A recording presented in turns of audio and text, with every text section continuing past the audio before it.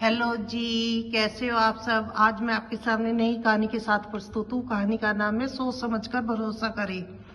जंगल में एक डरपोक खरगोश रहता था। एक दिन वह देवदार के पेड़ के नीचे सो रहा था कि अचानक एक फल उसके सिर पर आ गिरा। उसकी नींद खुल गई। वह सोचने लगा कि ये क्या हुआ, क्या गिरा मेरे सिर पर, कहीं आसमान तो नहीं गिर रहा। दिमाग में यह सोच आते ही वह डर गया और भागने लगा। उसे भागता हुआ देख हाथी ने पूछा, अरे भाई खरगोश, क्या हुआ, क्यों ऐसे भागे जा रहे हो। खरगोश हाफता हुआ बोला, भागो भागो, आसमान गिर रहा है।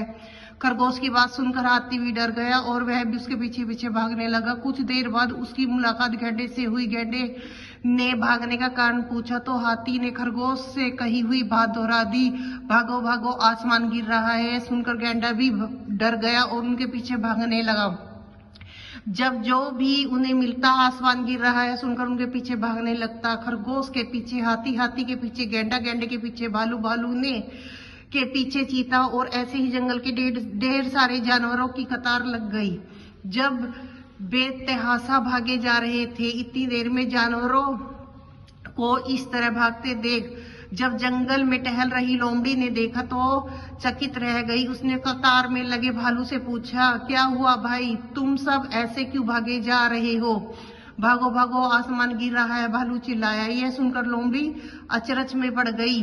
वह सारे जानवरों को रोककर बोली, इस तरह भागने से किसी समस्या का हल नहीं निकलेगा। चलो जंगल के राजा शेर के पास चलते हैं। सब लोमड़ी के साथ शेर के पास गए। लोमड़ी ने शेर को सारी बात बताई। सारी बात सुनते ही शेर ने पूछा, सबसे पहले किसने आसमान गिरता हुआ देखा। सबने खरगोश की तरफ इशारा किया।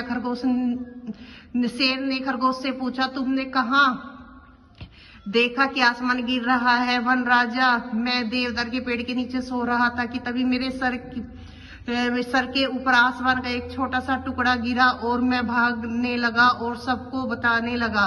वनराज, हम सबको भागना चाहिए, कहीं पूरा आसमान गिर गया तो हम सब का क्या होगा। खरगोश की यह बात सुनकर शेर को बहुत संदेह हुआ। लोमड़ी से चर्चा करके वह सारे जानवरों को लेकर उसी देवदार के पेड़ के पास गया जहां खरगोश सोया हुआ था। वहां देवदार का पेड़ गिरा देख उसे सारा माजरा समझ आ गया।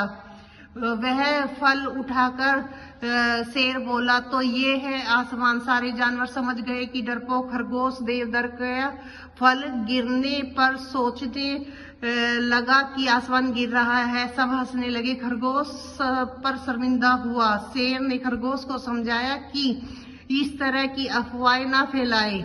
उसने सारे जानवरों को भी समझाया कि बिना सोचे समझे किसी की बात पर यकीन ना करे।